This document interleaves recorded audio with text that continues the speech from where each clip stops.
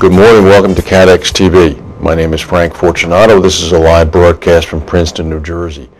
Today is Friday, September 11th, 2009. It's 11:30 a.m. Eastern Daylight Time in the U.S. It's 4:30 p.m. in London. In Mexico City, it's 10:30 a.m. and in Bermuda, it's 12:30 p.m. If you need to reach us during the broadcast, you can phone in toll-free at 1-866-67-CATEX. Overseas, our AOL instant mail address is CATEX-TV. On this day in history, of course, 8 years ago, on September 11th, 2001, the two World Trade Center towers were destroyed and the Pentagon was hit by a fully loaded commercial airliner, and another plane crashed in Shanksville, Pennsylvania. This is the 8-year anniversary of the terror attacks on America. We'll talk about that later. We have some breaking economic news, actually. The stock markets last night closed at their highest levels for 2009, and this news can be predicted to help them. This affects consumer sentiment. It improved sharply during the month of the early part of September. This is according to the Reuters University of Michigan Index. The consumer sentiment index jumped up to 70.2 from 65.7. The consensus figure that Wall Street analysts had been expecting was 68. This is the first gain in 3 months. The stock market had been up most of the morning, but just before we came on the air, it dipped down. It's minus 10 points right now. In all of the discussion about the Monte Carlo rendezvous, a tremendous amount of civil strife in Kampala, Uganda, have been overlooked. 9 people have been killed during the past 2 days, at least 2 of them, in clashes between government security forces and supporters of the leader or the king of one of the country's main ethnic groups. Gunfire rang out again on the Kampala outskirts this morning. Witnesses said that they continue to see bodies in the street.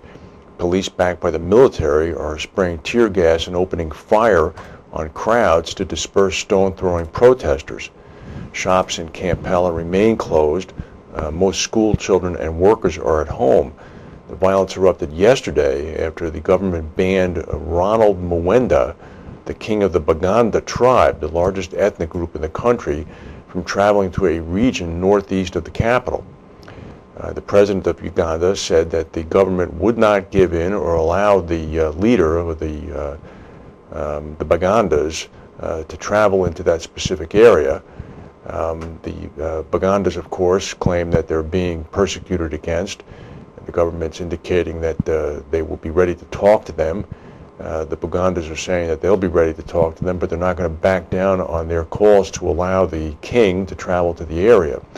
Buganda is one of Uganda's 4 ancient kingdoms. It was abolished by former President Milton Obote back in 1966. But it was restored by the current government in the early 1990s. And we'll keep our eye on that. There are a number of insured properties from Lloyd's in specific in Kampala. More updates on the big flood in Turkey. Residents in parts of the northwestern area of the country have been urged to move out of low-lying areas as Turkey braces for even more rain. At least 32 people died in the flash floods that swept through Istanbul. This is after the heaviest rainfall recorded there in 80 years. The authorities have been struggling to clean up. They're still searching for missing people in Istanbul. They're bracing for more flooding with more rain forecast for today and tomorrow. It's raining there right now.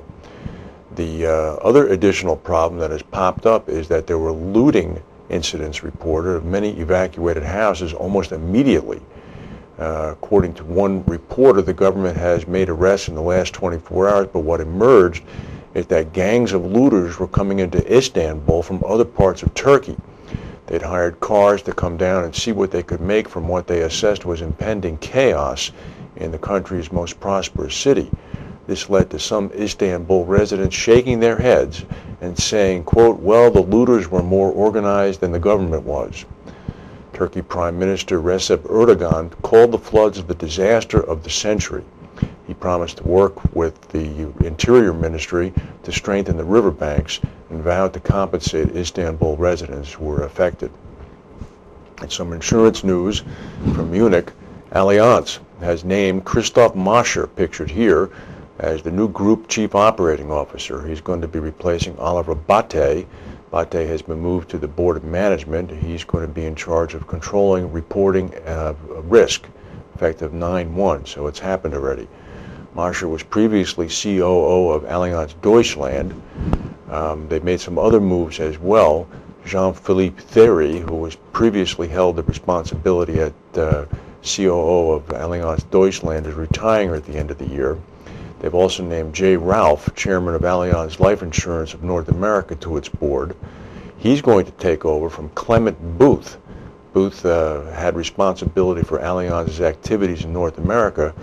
Booth will continue to have responsibility for reinsurance, global corporate insurance, and insurance business in the UK, Ireland, and Australia. He will also assume responsibility for credit insurance. Enrico Cucciani will take over responsibility for France, the Benelux regions, and Africa. Clement Booth is definitely a survivor. We reported earlier this week that Validus had made some moves in relieving some underwriters at IPC Re of their responsibilities. Those names of those underwriters have now been reported by Reinsurance Magazine. They are Steve Fallon, IPC's head of underwriting for the international book, Peter Cozens, IPC's group head of underwriting for the North America book, Cozens' deputy, Glenn Clinton, and Marco Nicolini, who was Fallon's deputy. Also being made redundant is IPC's interim CEO, John Wheel. It's not known exactly what packages the underwriters received, but it is known that no one will be allowed to work until after the January 1 renewals. We'll go to a word now from our sponsors and come back with the rest of the news.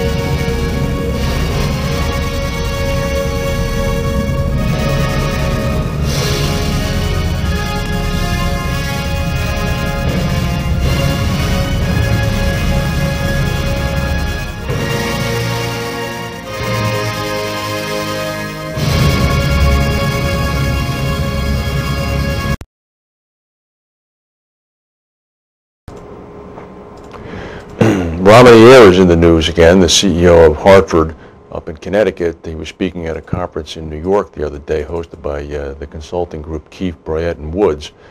Mr. Ayer had some news. He said he was cautiously optimistic about the company's progress. He added that they're being helped along by investment portfolio gains in the third quarter. His comments helped to drive up the company's share price. It got as high as about $24.50 yesterday. Of course, the company had been hit by a total of $11.5 billion in unrealized losses in securities that it held in its investment portfolio. That loss has been cut by about 30% now since the rise of the stock market, and they're down to negative $8.2 billion, according to Ayer. He also said that the company's portfolio of commercial mortgage-backed securities improved by about $700 million as recent government programs have injected liquidity into the market. Most importantly, he did say that the company will de-emphasize its former annuity focus and, quote, be an insurance franchise with a concentration in the annuity business. The variable annuity business, of course, added to losses that Hartford faced from the market downturn last year. They were only one of a handful of insurers that had to turn to the federal government for help. They managed to receive $3.4 billion from the